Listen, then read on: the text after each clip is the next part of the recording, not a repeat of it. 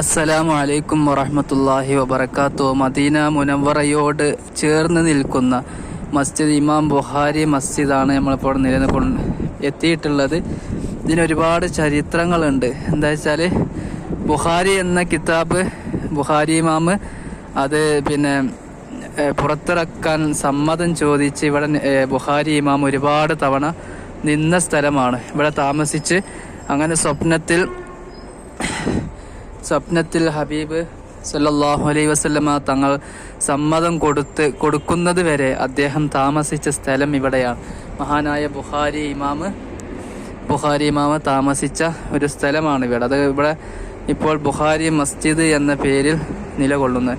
ഇമാം ബുഖാരി റളിയല്ലാഹു അൻഹു അദ്ദേഹത്തിൻ്റെ കിതാബായ ബുഖാരി എന്ന കിതാബ് റിലീസ് ചെയ്യാൻ വേണ്ടി അള്ളാഹുവിൻ്റെ ഹബീബിൻ്റെ സമ്മതം കിട്ടാൻ വേണ്ടി കാത്തു നിന്ന ഒരു പള്ളിയാണ് ഇത്.